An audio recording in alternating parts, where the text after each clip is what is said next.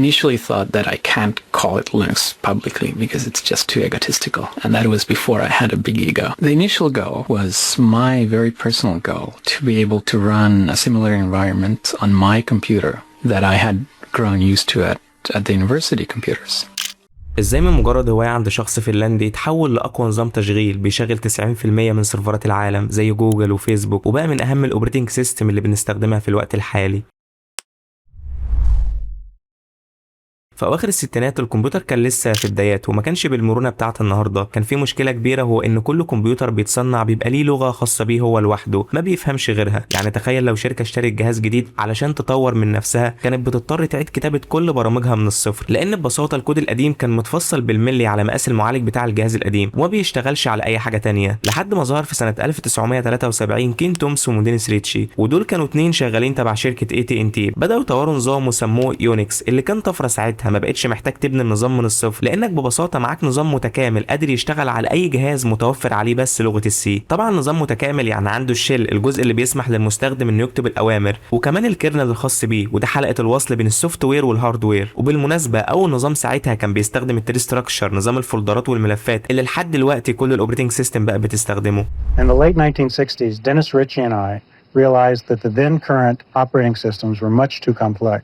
We attempted to reverse this trend by building a small, simple operating system on a mini computer. المشكله هنا ان في الوقت ده شركه AT&T كانت ممنوعه بشكل قضائي انها تدخل سوق الكمبيوتر لانها كانت محتكره قطاع الاتصالات، فهم هنا مش هيقدروا يبيعوا النظام اللي هم لسه عاملينه اللي هو يونكس كمنتج تجاري. فقالت بص احنا هنديه لكل الجامعات بسعر رمزي جدا، وكمان هنديهم السورس كود بتاع يونكس، وده طبعا هيخلي النظام ينتشر جدا واي طالب او باحث يقدر يطور في يونكس. اي حد هيقول طب ما الشركه جميله اهي، هقول لك ان بعد ما النظام انتشر على طول وفي سنه 84 حصل تغيير في الامر القضائي ده، وشركه AT&T بقت قادره انها تنافس بيونكس في السوق التجاري. ومن بعدها بدأ يقفلوا شفرات النظام بالكامل بحيث يكون مقتصر ليهم بس، واللي عايز يستخدمه يدفع. المشكلة هنا انهم غلوا سعره جدا وقتها. وهنا سؤال منطقي هيجي ببالك، ازاي هيقفلوه واصلا كان اوبن سورس ومع الجامعات؟ هقول لك يا صديقي ان حقوق الملكية بتاعتهم لما ادوا السورس كود للجامعات كان فيه ان الكود ده تعليمه بس، يعني الجامعة ملهاش الحق انها تبيع السورس كود او حتى تنشره. ومع الوقت يونكس بدأ يتطور اكتر وبقى من اقوى واكتر الانظمة استقرارا ساعتها.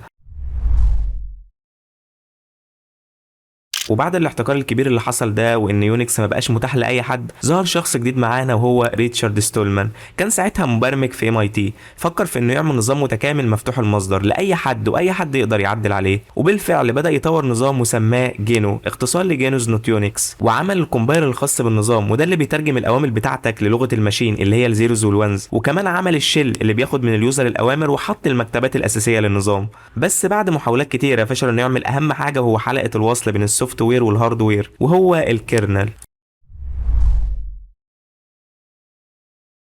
وبعد 4 سنين من فشل ستولمان انه يعمل نظام حر بنفسه جاء اندرو تاتنبوم، وده بروفيسور جامعي كل هدفه ساعتها انه يعلم طلابه نظام التشغيل ده بيشتغل من جوه ازاي. وطبعا بما ان النظام الوحيد اللي كان موجود ساعتها هو يونكس وكان مقفول وغالي جدا، فعمل بنفسه نظام تشغيل صغير شبه يونكس وسماه مينكس، اختصار لمينيمال يونكس. رغم ان البنيه للنظامين ما كانوش زي بعض لان يونكس كان معتمد على المونوليثيك الكيرنل الضخم اللي بيعمل كل حاجه، انما مينكس كان معتمد على التبسيط واستخدم مايكرو كيرنل خلاه يدير الذاكره بس، وكل البرامج والشبكات بتشتغل بشكل منفصل خارج الكيرنل. طبعا ده خلى النظام مستقر لان اي برنامج هيتعمل له كراش هيكون خارج النواه الاساسيه، ولكن ده بيجي على حساب السرعه لان اي خدمه محتاجه تكلم التانيه لازم تروح للكيرنل لانهم بقوا في منطقتين مختلفين. ممكن نبقى نعمل فيديو مخصوص نتكلم فيه عن انواع الكيرنلز دي بالتفصيل. هتقول لي تمام، يعني بقى في نظام مفتوح رخيص والطلاب بتتعلم عليه. هقول لك مش زي ما انت فاكر، لان ساعتها اندرو كان رافض تماما ان اي حد يطور في مينكس بحجه انه عاوز يخليه نظام بسيط للدراسه وبس.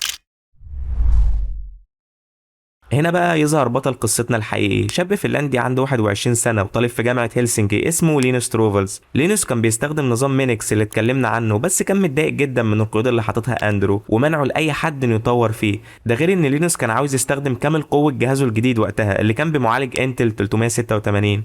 في اغسطس سنه 91 لينوس بعت رساله تاريخيه على نيوز جروب، وده كان زي فيسبوك ساعتها، بعتها لمستخدم مينكس، قال فيها جملته الشهيره: انا شغال على نظام تشغيل حر مجرد هوايه، مش هيكون حاجه كبيره واحترافيه زي جينو، وهيكون لمعالجات ال 386 وال 486. وفضل شغال على الكيرنل لحد ما خلصه وسماه لينكس اللي هو لينوس يونكس. فاكر ريتشارد ستولمان اللي كان عامل جينو بس كان ناقصه الكيرنل؟ هنا حصلت الطفره اللي كانت سبب في ظهور لينكس. لينوس قرر انه ينشر الكيرنل بتاعه تحت رخصه GPL، يعني متاح للكل يعدل عليه، والمبرمجين لقوا ان عندهم كيرنل قوي اللي هو لينكس، وعندهم ادوات نظام كامله اللي هي جينو من غير كيرنل، فدمجوا الاتنين مع بعض وظهر لاول مره نظام جينو لينكس. فعشان كده ما تستغربش لما حد يقولك ان لينكس في الاساس هو كيرنل مش نظام تشغيل. وبس. وفي الاخر انا احمد، وانا بشاركك محتوى يخص السايبر سيكيورتي، وحبيت اعرفك تاريخ لينكس قبل ما نبدا نتعلم كالي لينكس.